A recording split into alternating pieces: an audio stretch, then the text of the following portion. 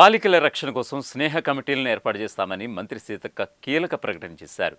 స్వీయ రక్షణ టీములుగా స్నేహ కమిటీలు పనిచేస్తాయని వెల్లడించారు. మేధో మథన సదస్సు ముగింపు సభలో మహిళా శిశు సంక్షేమ శాఖ మంత్రి దనసరి అనసూయ సీతక్క పాల్గొని మాట్లాడడం జరిగింది. మహిళా శిశు సంక్షేమం కోసం ఎన్నో కొత్త ఆలోచనలకు ఈ సదస్సు ప్రాణం పూసిందని తెలిపారు. ప్రతి 3 నెలలకు ఒకసారి ఇలాంటి సదస్సులు నిర్వహిస్తామని స్పష్టం చేశారు సీతక్క. మహిళా శిశు సంక్షేమం కోసం నిపుణులతో ఒక అడ్వైజరీ కమిటీ నియమిస్తామని కూడా వెల్లడించారు. బాలికల రక్షణ కోసం బాలికలతో స్నేహ కమిటీలను ఏర్పాటు చేస్తామని తెలిపారు సీతక్క.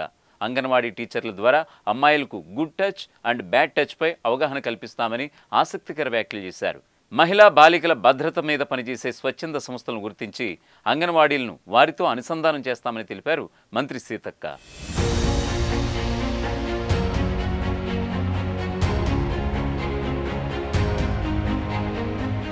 ఆకాశాన్ని చీల్చుకుని అమ్మాయిలు అంతరిక్షానికి వెళ్లిన భూమి మీద కొన్నిసార్లు రక్షణ కరువవుతుందని ఆవేదన వ్యక్తం చేశారు సీతక్క. అందుకే అమ్మాయిల స్వీయ రక్షణ కోసం బాలికా రక్షక టీములను ఏర్పాటు చేస్తున్నామని తెలిపారు ఆమె. అమ్మాయిలను వేధిస్తే సంఘ బహిష్కరణకు గురవుతారని, అమ్మాయిలను ముట్టుకుంటే కఠిన శిక్షలు ఉంటాయని హెచ్చరించారు. అమ్మాయిల పట్ల చెడుగా ప్రవర్తిస్తే ఎలాంటి శిక్షలు అనుభవించాల్సి వస్తుందో అబ్బాయిలకు అవగాహన కల్పించాలని అధికారులకు సూచించారు.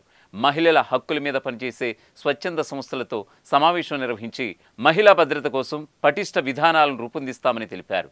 చాలా చోట్ల ముళ్లపొదల్లో, చెత్తకుప్పల్లో అప్పుడే పుట్టిన బిడ్డలను వదిలేసి వెళ్తున్నారని ఆవేదన వ్యక్తం చేశారు సీతక్క. చీమలు, కుక్కలు, చెత్త, ముళ్ల మధ్య శిశువుల ప్రాణాలు పోతున్నాయని, దీన్ని నివారించేందుకు వీలున్న చోట ఊయలను ఏర్పాటు చేస్తామని హామీ ఇచ్చారు.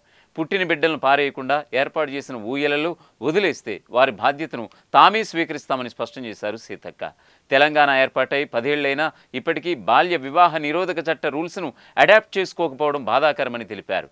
త్వరలో రూల్స్ను అడాప్ట్ చేసుకుంటామని, బాల్య వివాహాల పట్ల ప్రజలకు అవగాహన కల్పించాలని అన్నారు. గ్రామ సభల్లో, ఇతర ప్రభుత్వ కార్యక్రమాల్లో బాల్య వివాహాల వల్ల జరిగే నష్టాలపై ప్రజలకు అవగాహన కల్పించాలని సూచించారు మంత్రి సీతక్క.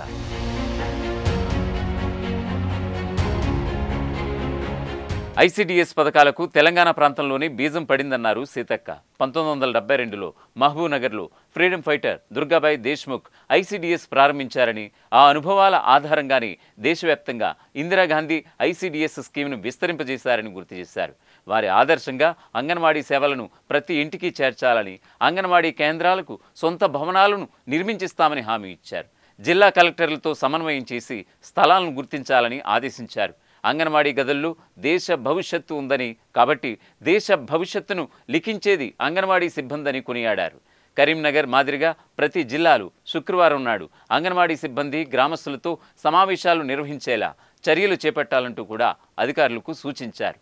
అంగన్వాడీ కేంద్రాల్లో పిల్లల అడ్మిషన్స్ అలాగే హాజరును పెంచాలని అన్నారు మంత్రి సీతక్క.